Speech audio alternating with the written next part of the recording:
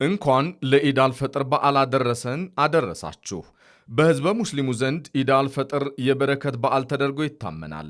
ሮመዳንም የአላህ ደግነት የሚገለጥበት ውድ ስጦታዎችን ለሰው ልጆች የሰጠበት ወር ነው። ቁርአን ወደ ምድር የወረደበት፣ ጀሃነም ተዘግቶ የጀነት በሮች የሚከፈቱበት፣ ሁሉም እንደ እምነቱ ጽናትና እንደ አላህ እዝነት ምንዳዎችን የሚያገኝበት ወቅት በመሆኑ ሕዝበ ሙስሊሙ ዘወትር የሮመዳንንና ኢድ አልፈጥርን መምጣት በጉጉት ይጠብቃል። በኢድ አልፈጥር ከፈጣሪ በረከት የሚቸራቸው የሮመዳንን ወር በጾምና በዱዓ ያሳለፉት ናቸው። በበዓሉ መምጣት የሚደሰቱትም ሮመዳንን በመልካም ተግባር ለማሳለፍ የበረቱ ናቸው። በተቀደሰው ወር ከክፋት የተቆጠቡ፣ ለድሆችና ለአቅመ ደካሞች ዘካት የሰጡ፣ የበደሏቸውን ይቅር ለማለት የደፈሩ፣ በሐሴትና በመንፈሳዊ ኃይል ተሞልተው ለኢዱ ይደርሳሉ። በተቃራኒው ለዱዓ የሰነፉና ለመስጠት የሰሰቱ ከፈጣሪ በረከትን አያገኙም። ከፊታችን ግንቦት ላይ የሚካሄደው ምርጫ ሀገራችንን የዲሞክራሲ ድል የምትቀዳጅበት፣ ወደ ቀጣይ ብሩህ ዘመኗ የምትሸጋገርበት በር ነው። እንደ ሀገር ለዓመታት ዲሞክራሲን ስንናፍቅ ኑረናል። ጉዟችን አልጋ ባልጋም አልነበረም። ነገር ግን ከፈተና በኋላ በረከት፣ ከብርታት በኋላ ሐሴት እንዳለ ከሮመዳን ጾምና ከኢድ አልፈጥር በዓል እንማራለን። መልካም የዘራ ሰው መልካም ምርት እንደሚያጭድ ሁሉ እሾክ የዘራውም አሜከላ ያጭዳል። ስለተመኘን ብቻ አሜከላው በመልካም ሰብል አይለወጥም። በመንፈሳዊም ሆነ በዓለማዊ ጉዳዮች ውስጥ ዘርና ምርት የተቆራኙ ናቸው። ስለ ዲሞክራሲ ስናስብ ይህንን ሀቅ መዘንጋት የለብንም። የምንገነባው ሕጋዊና ሕዝባዊ መንግስት የሚወሰነው በቅድመ ምርጫ ተሳትፏችን ልክ ነው።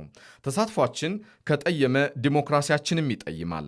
ደካማ ተሳትፎ አድርገን ጠንካራ ዲሞክራሲ ለማዋለድ መመኘት ሞኝነት ነው። ዲሞክራሲያዊ ስርዓት በባዶ መሬት አይበቅልም፣ በግጭትና ስርዓት አልበኝነትም አይገነባም። ይልቁንም ስክነትን፣ ለትብብርና ቅንጅት ልብን ክፍት ማድረግን፣ በጨዋታው ሕግ መመራትን ይጠይቃል። ሮመዳን ቤተሰብ የሚገናኝበት፣ ሕሊና የሚሰበሰብበት፣ ሰውነት የሚገራበትና መንፈስ የሚቀናበት ወር ነው።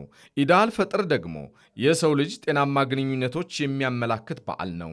የሰው ልጅ ከፈጣሪው ጋር ከራሱ ጋርና ከወገኑ ጋር የሚኖረው ግንኙነት ጤናማ ካልሆነ ጠቅላላ ሕይወቱ ጤናማ አይሆንም። በሮመዳን ወቅት ጾሙ ሰዎችን ከራሳቸው ጋር ያገናኛቸዋል። ሰላትና ዱዓ ከፈጣሪያቸው ጋር ያገናኛቸዋል። ኢፍጣርና ዘካት ደግሞ ከማህበረሰቡ ጋር ያገናኛቸዋል። ኢትዮጵያውያን ጤናማ ሕይወትን መምራት እንድንችል እነኚህ ሦስቱን ጤናማ ማድረግ አለብን። ሰው ከፈጣሪውና ከራሱ ጋር ያለው ግንኙነት ጤናማ ካልሆነ ለማህበረሰቡም ለሀገርም ጠንቅ ነው። ሰው ከራሱ ጋር እየተጋጨ ከኖረ ከሁሉም ጋር ይጋጫል። ዛሬ ጦርነትን ባህል፣ ዝርፊያን ልማድ፣ ጥፋትን እሴት፣ ውድመትን ክብር አድርገው የሚኖሩ ሰዎች የመጀመሪያ ችግራቸው ከፈጣሪያቸውና ከራሳቸው ጋር አለመስማማት ነው። ውስጣዊ ባህሪያቱ ያልተስማሙለት ሰው ከማንም ጋር አይስማማም። እርቅ፣ ሰላም፣ ፍቅር፣ መግባባትና መስማማት የሚባሉት ነገሮች አይገቡትም።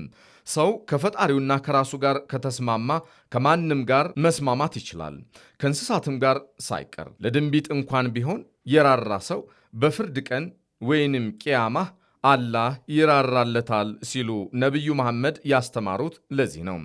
የእስልምና ዋናው መሰረቱ ሰላም የሆነው ለዚህም ነው። ሰላም ማለት ከራስና ከአካባቢ ጋር በጤናማ ግንኙነት ለመኖር መቻል ነውና የዘንድሮውን የኢድ በዓል ስናከብር በዓለማችን ስለ ሰላም የሚነገረውን ያህል የዓለም ሕዝቦች በሰላም መኖር ለምን አልቻሉም ብለን እንጠይቅ። የግጭትና የጦርነት ድንጋይ እየደጋገመ ለምን ይመታናል? ከአዛኝ ይልቅ ገዳይን እንደ ጀግና የሚያዩ ልምምዳችን ለምን ገናና ሆነም? የሰው ልጅ ከግጭትና ከጦርነት ያተረፈው ድህነትና ኋላ ቀርነት መሆኑን እያየ ለምን አልተማርንም? ሰልጥኗል በምንለው ዓለም የሚኖሩ ወገኖቻችን እንዴት ግጭትና ጦርነትን የሚያበረታቱ ሆኑ? ይህ ትውልድ እነኚህን ጥያቄዎች በሚገባ ጢኖ ምላሽ ሊያገኝላቸው ይገባል። ከራሳቸው ጋር ሰላም ያጡ አካላት የማህበረሰቡን ሰላም እንዲረብሹ ልንፈቅድላቸው አይገባም።